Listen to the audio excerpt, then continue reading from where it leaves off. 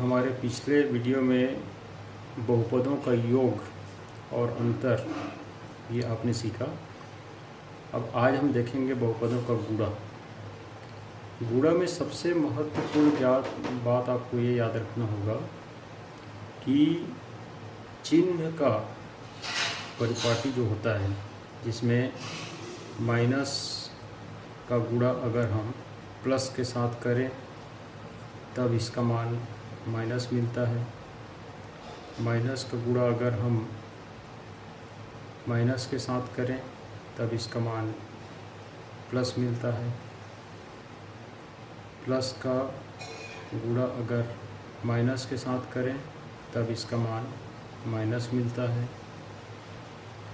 और प्लस का गुणा अगर प्लस के साथ करें तब इसका मान मिलता है प्लस। तो बहुपदों का गुणा करते समय जो x का गुणांक रहता है उसमें जो चिन्ह लगा रहेगा उसका पहले हम गुणा करेंगे, और उसमें जो चर का गुणांक होता है उसका फिर उसके बाद गुणा करेंगे, तथा चर का जितना घात रहेगा वो सब घात जुड़ेगा। तो इसमें तीन चीज़ आपको ध्यान रखना है। एक तो पहला चीज़ चिन्ह को गुणा करना, दूसरा चीज़ उसके जो गुणांक है उसका गुणा करना, चर का गुणांक का गुणा करना, और तीसरा चीज़ आपको याद रखना है चर के घातांक को जोड़ना। घातांक को जोड़ना, ये तीन चीज़ अगर आप याद रखते हो तो बहुपद का गुणा एकदम आसान है। जैसे उदाहरण के लिए हम यहाँ पर एक बहुपद लेते हैं px,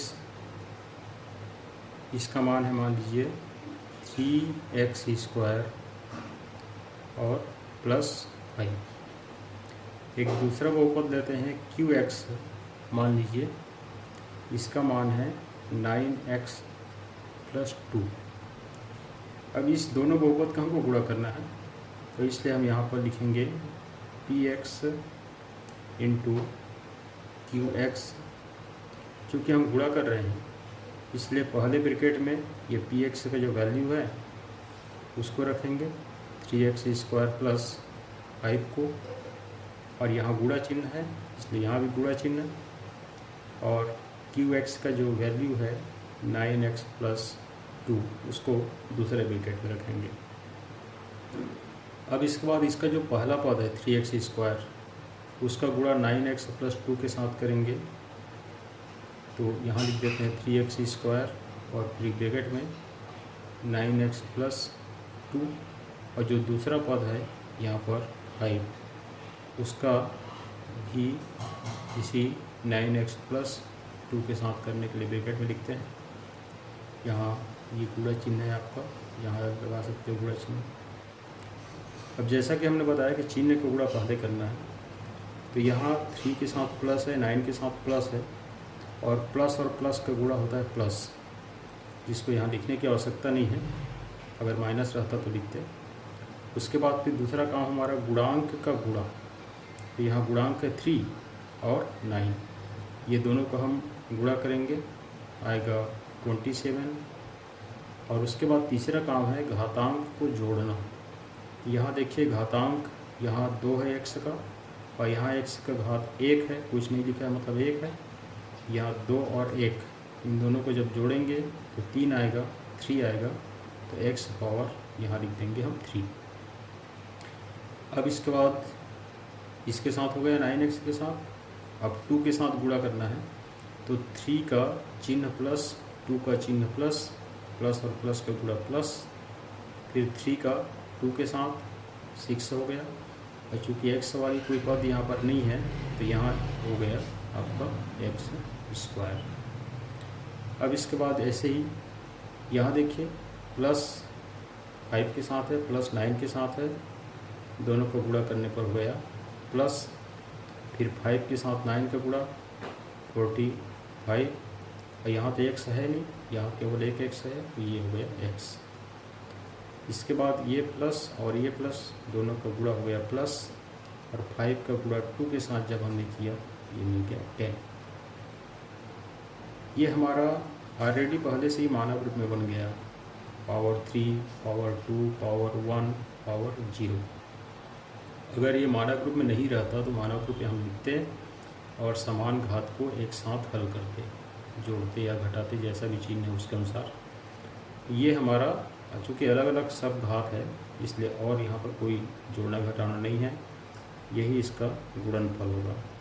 और इस गुणनफल का जो घात होगा वह होगा यहाँ पर, जैसा कि हम पहले बताए हैं कि सबसे बड़ा घात उसके घात कहते हैं, तो यहाँ 3 सबसे बड़ा घात है इसका, इसलिए गुणनफल का जो घात हमको मिला वह कितना मिला, 3 मिला। इस तरह से हम गुणा करते हैं। एक एग्जांपल हम और इस तरह से लेते हैं, मान लो, और एक एग्जांपल लेते हैं यहाँ पर ताकि आपको और अच्छे से समझ में आ जाए। मान लो एक px स्क्वायर टू हम लेते हैं -2x स्क्वायर प्लस 3x -5, ये कोई बहुपद है। और दूसरा बहुपद हम लेते हैं qx का मान लीजिए 3x - 2x स्क्वायर, चाहे तो यही पर हम इसको मानक रूप में लिख सकते हैं, qx स्क्वायर तो हम इसको लिख सकते हैं -2x स्क्वायर और प्लस 3x, इसका गुणा करना है। तो यहाँ हो जाएगा px इंटू qx स्क्वायर, पहले ब्रैकेट में px का मान ये है -2x स्क्वायर प्लस 3x -5, और दूसरे ब्रैकेट में गुणा चिन्ह लगाने के बाद -2x स्क्वायर प्लस 3x। बिल्कुल सेम प्रोसेस वैसे ही। सबसे पहले हम चिन्ह का परिपाटी है उसको देखते हैं।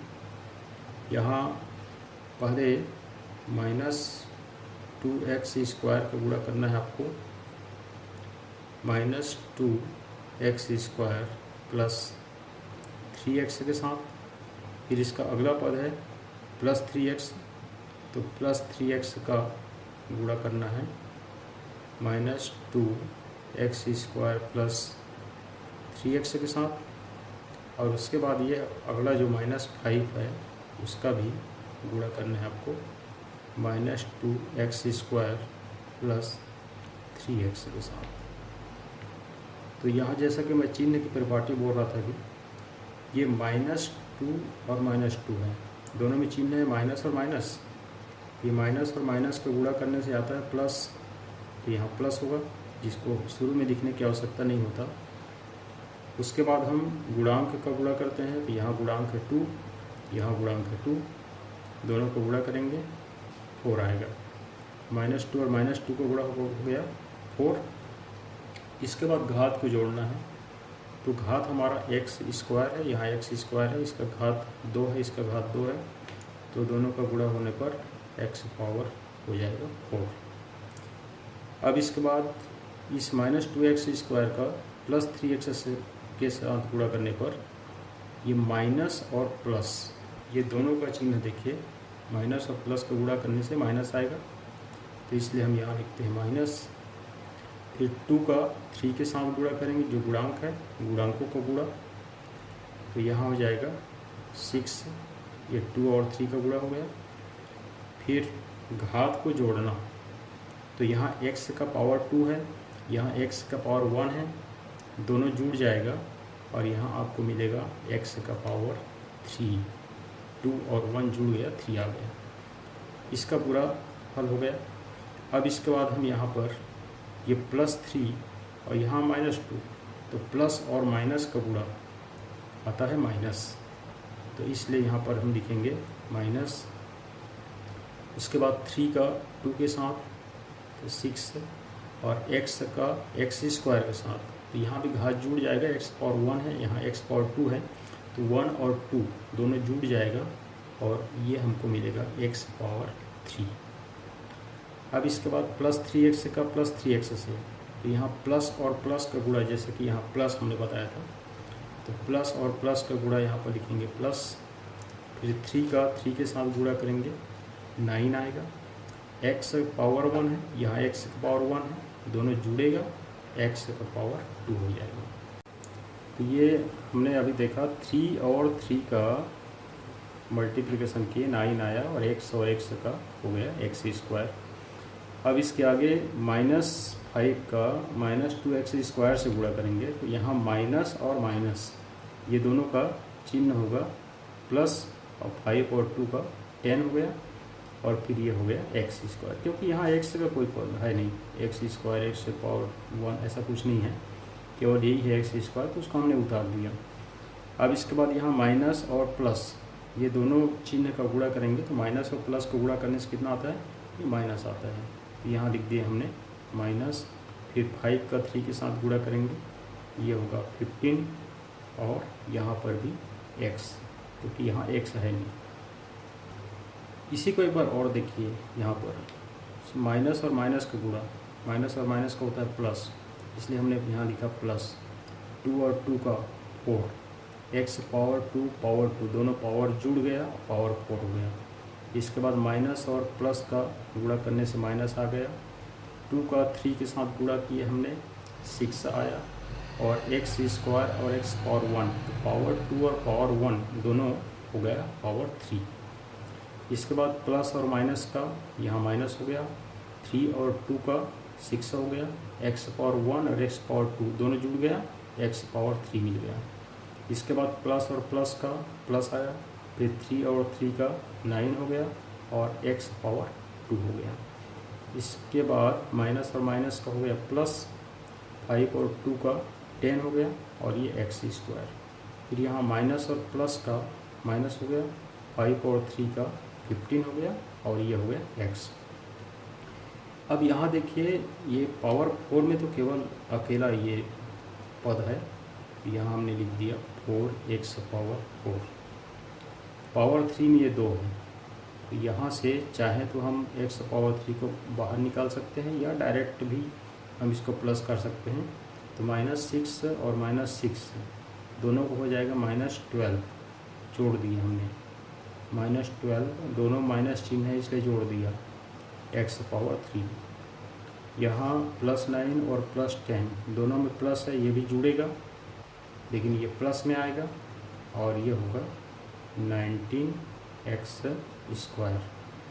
ये अकेला यहाँ पर -15x। अब यहाँ पावर 4, पावर 3, पावर 2, पावर 1 कोई भी पावर सेम नहीं है ऐसा, यही इसका गुणनफल हो जाएगा, और इस गुणनफल का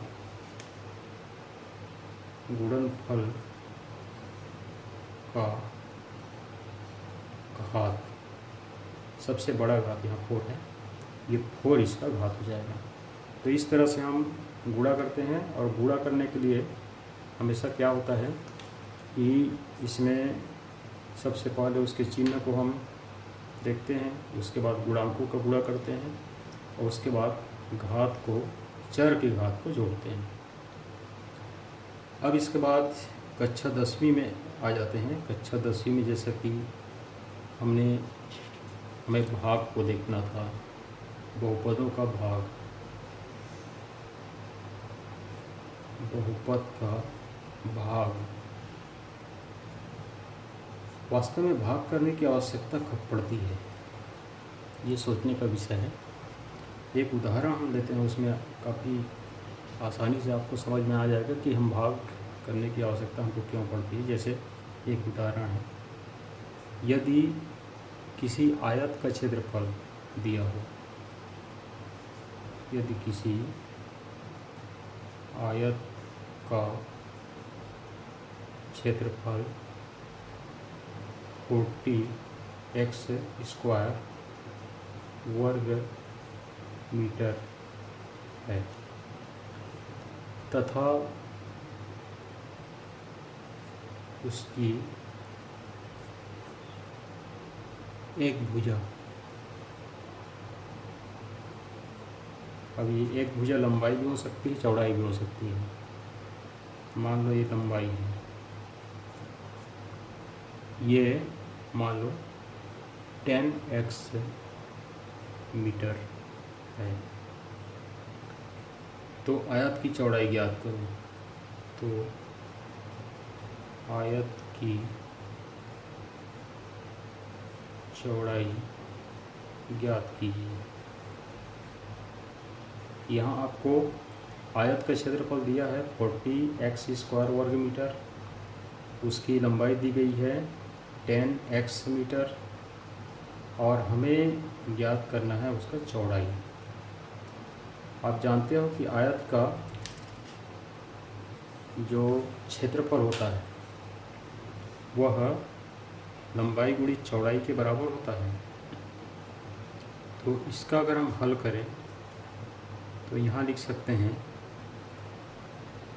आयत का क्षेत्रफल बराबर लंबाई गुणी चौड़ाई।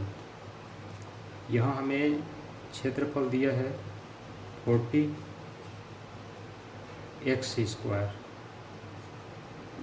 और लंबाई दिया हुआ है 10x, और लंबाई के बाद गुणा चिन्ह है, उसके बाद है चौड़ाई।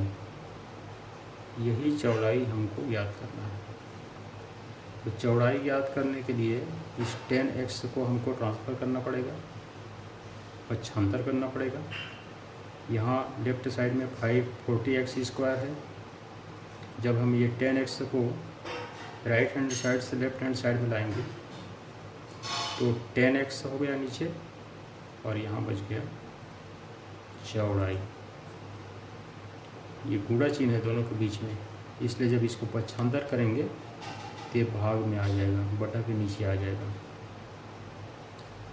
अब ये जो हमारा 40 है उसको चाहे तो आसानी से 4 × 10 लिख सकते हैं, और ये x² है तो इसको x × x, क्योंकि x का पावर 1 और x का पावर 1 ये दोनों गुणा करने पर जुड़ता है और ये पावर 2 हो जाएगा।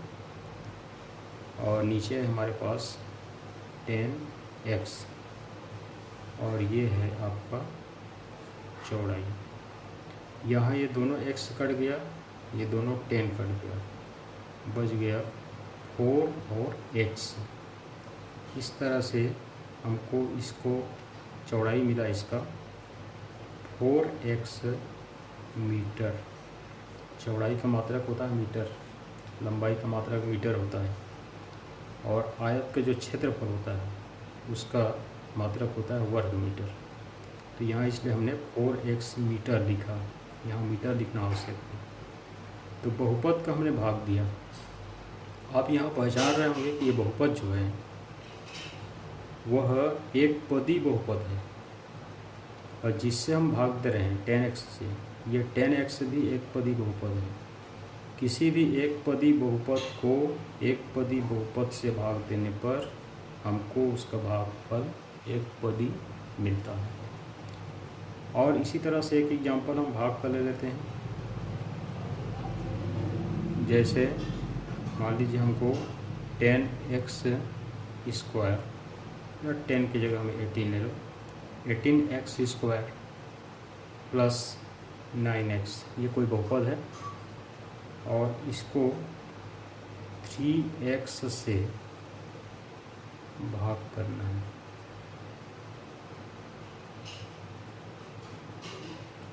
तो यहाँ पर ये हमारा भाज्य है, ये है भाजक। तो इसको भाग करने के लिए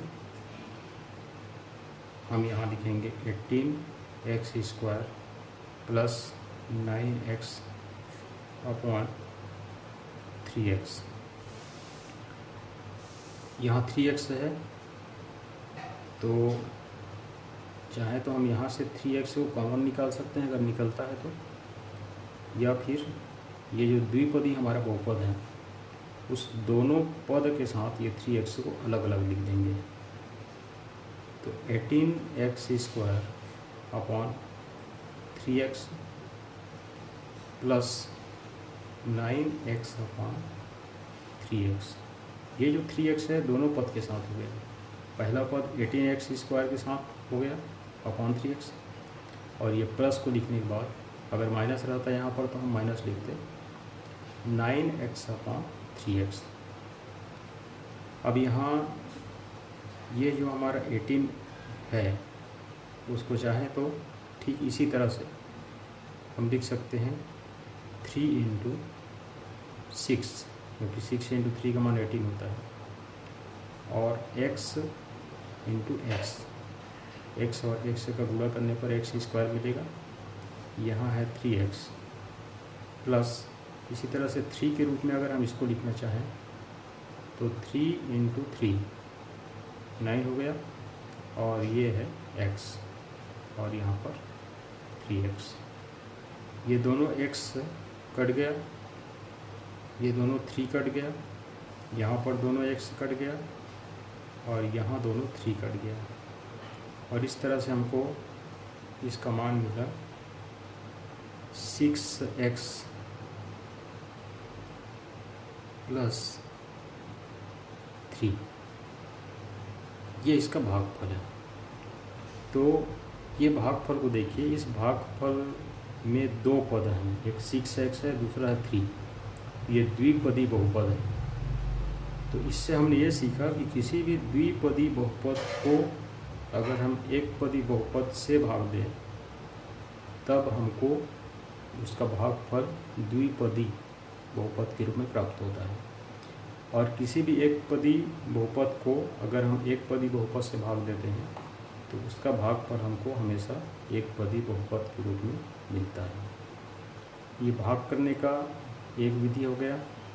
नेक्स्ट वीडियो में, अगले वीडियो में हम और इसकी जो विधि हैं भाग करने का उसको देखेंगे, और प्रश्नावली का भी 1-2 प्रश्न कक्षा 10वीं CG पाठ्यक्रम का देखेंगे। धन्यवाद।